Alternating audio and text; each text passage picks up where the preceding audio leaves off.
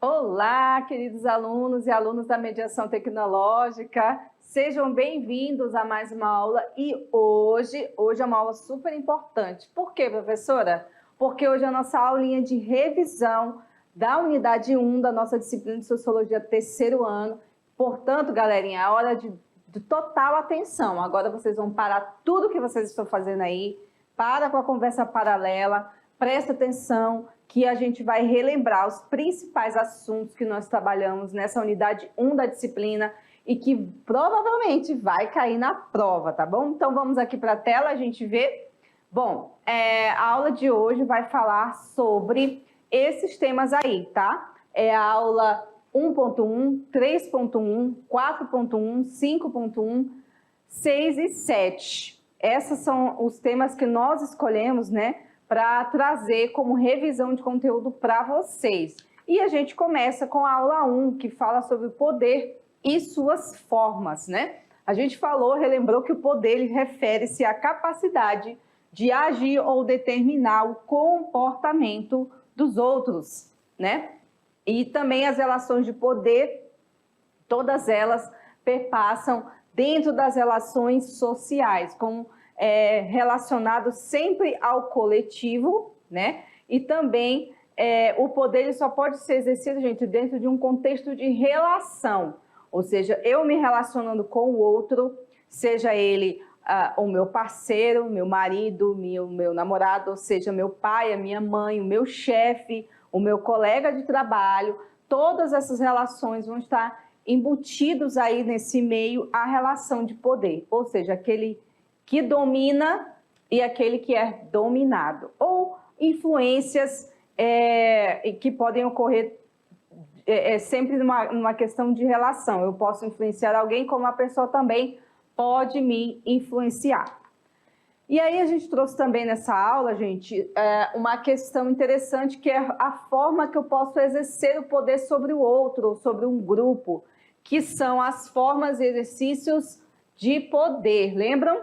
E aí a gente trabalhou 3 tipos principais de exercício do poder, que é o poder econômico, ideológico e poder político. No poder econômico, nós falamos que ele traz em si a relação que se tem de dominação através de posses, né? Então pode ser através do dinheiro, bens materiais, né? Meios de produção, que podem determinar as ações, tanto individuais como ações coletivas, assim como também ações do Estado, dos governos em relação a esse poder econômico, a esse dinheiro, né? Essa forma de dominar através das posses. E nós também trouxemos para vocês o poder ideológico. O poder ideológico se dá através de quê? Da manipulação de ideias e informações, né? Que influencia no comportamento das pessoas. O exemplo disso, o poder das grandes empresas de comunicação, como a gente colocou, as empresas que são responsáveis por trazer as informações, né, as TVs, as rádios, elas têm em si um poder ideológico de determinar a opinião pública sobre vários assuntos, ok? O poder político que se dá através dos instrumentos e mecanismos como as leis, a legislação e também a repressão policial que determina o comportamento das pessoas, ok? Bom, a gente também falou nessa aula 1 sobre os 3 tipos puros de dominação através do teórico Max Weber, que é a dominação carismática, legal e tradicional. Relembrando rapidamente aqui, porque a gente tem pouco tempo, a dominação legal se dá através do poder das leis e geralmente tem aí a influência direta da presença do Estado, o Estado determinando as leis e dominando os indivíduos através disso. Então, às vezes até também com o uso da justiça, da polícia, né? O poder tradicional, o poder que vem das tradições, né? O poder que vem aí, por exemplo, do patriarcado, que determina as formas das pessoas agirem e pensarem. O poder carismático se dá a partir da liderança carismática, pessoas que têm um poder de atrair e de determinar o comportamento de outros, ok? Aqui, para encerrar a aula 1, a gente falou também sobre poder e biopoder com o teórico Michel Foucault, onde ele fala para nós, ele coloca, né, essa reflexão de que o poder ele está nas diferentes práticas cotidianas, e não só no Estado, na polícia ou no político, né? Então, para ele, ninguém é titular do poder, porque ele se espalha em várias direções, em diferentes instituições, assim como na rua, na residência, no mundo público e nas relações afetivas. Para ele, gente, o poder não pertence a apenas um grupo específico, mas em todos nós exercemos este poder de alguma maneira, beleza? Fechamos aqui a aula 1, vamos para a aula 3, onde nós trabalhamos governo e sistemas de governo. Nós trabalhamos aqui as formas, né, de governo que veio desde a monarquia até a república. Nós falamos o quê? Que a monarquia ela admite formas tanto absolutistas como formas tradicionais. No primeiro caso, né, que é o absolutismo, predominantemente ele existiu até o século XVIII, né? Nessa forma de poder absoluta, o governante ele tem o poder de ter um governo vitalício e hereditário, né? E no modelo constitucional, o poder do soberano já é limitado pelos outros órgãos, como os parlamentos e os gabinetes. Na República, já se opõe ao modelo monárquico, né? Se manifesta com uma rejeição aos governos aristocráticos e oligárquicos, e nela o presidente e primeiro-ministros normalmente são eleitos por períodos determinados. E aqui, no nosso caso do Brasil, nós somos uma república, ok? Aqui a gente falou também dos sistemas de governo, onde nós analisamos aí os principais sistemas que tem no Ocidente, que é o presidencialismo e o parlamentarismo. O presidencialismo, como vocês já sabem, o presidente da República exerce o poder de chefe de governo e chefe de Estado, né? E escolhe os seus ministros e governa, né, através de eleições e tal. O parlamentarismo é um parlamento criado a partir da monarquia, né, onde existe o primeiro-ministro que vai escolher os seus outros ministros dentro do parlamento. São formas diferentes, né? No parlamentarismo, geralmente, o chefe de Estado é diferente do chefe de governo, o que no presidencialismo é uma pessoa só, ok? Bom, na democracia e cidadania, nós falamos sobre como nasceu a ideia de democracia, voltando lá para a Grégora, né? Aliás, para a Acrópole grega, onde se discutiam problemas do Estado, da cidade, e a gente foi traçando esse histórico, né? A democracia vem da junção dos vocábulos kratos, né? Demos, que é povo, e kratos, poder, ou seja, o poder do povo, e surgiu na Grécia Antiga, aproximadamente no século V a.C., né? Bom, e nesse conceito de democracia, a gente tem a democracia direta e a democracia indireta. A democracia direta, todas as pessoas consideradas cidadãs devem participar da criação e manutenção de uma vida comum, né? O conceito de cidadão, nesse caso, está associado à participação política. Por quê? Porque cada cidadão interfere diretamente nos interesses de Estado. Por isso o nome é democracia direta.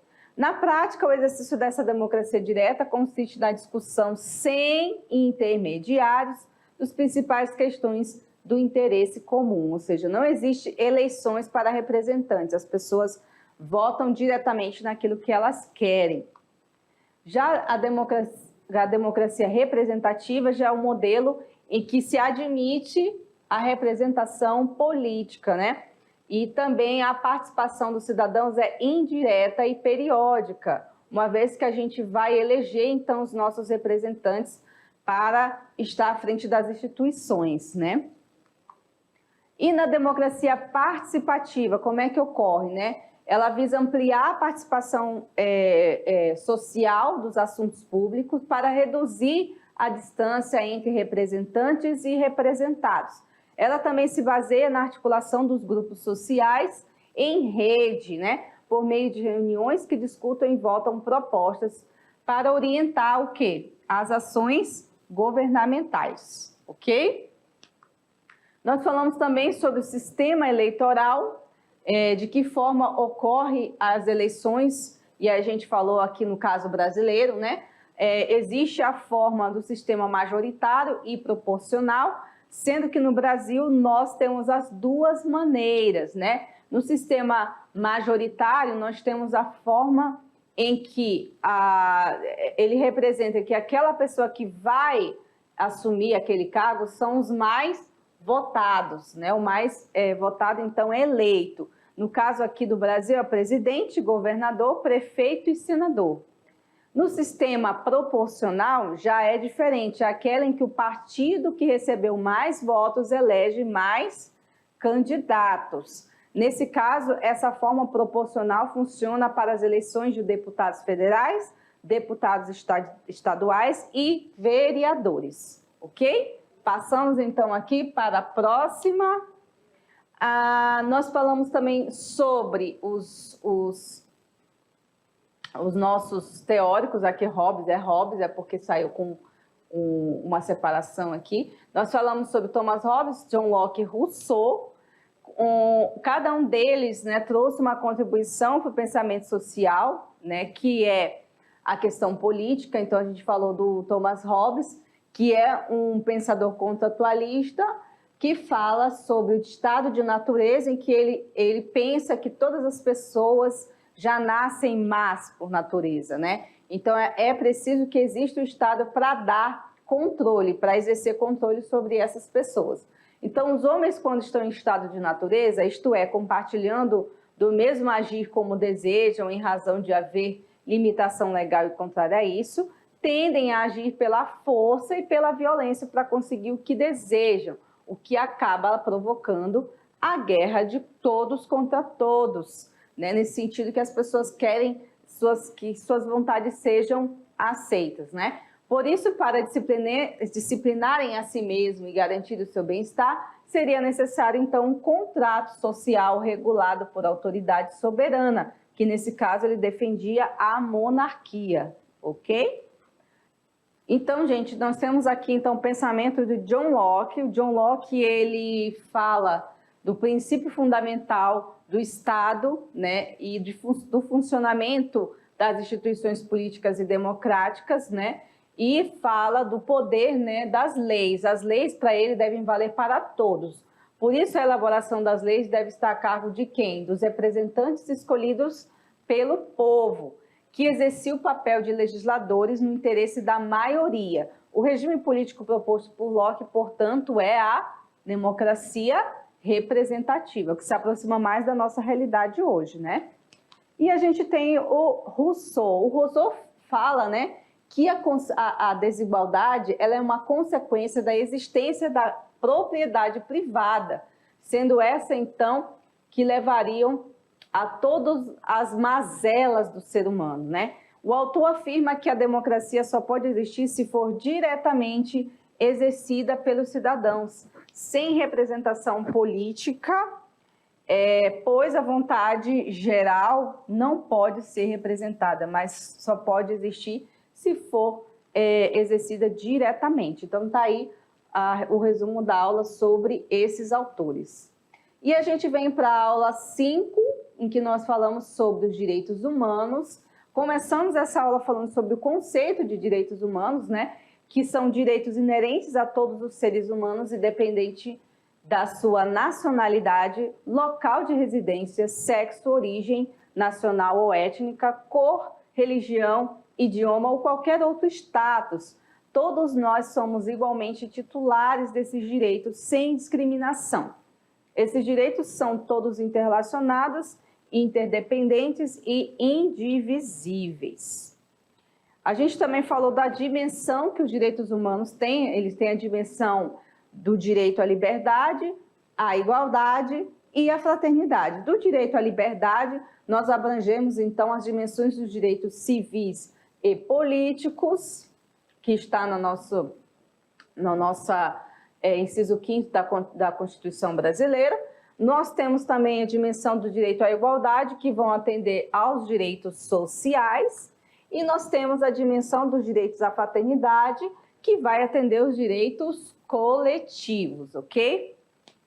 Nós falamos aqui também na aula 6, agora a gente termina aqui, vamos para a aula 6, que é sobre sociedade e espaço urbano.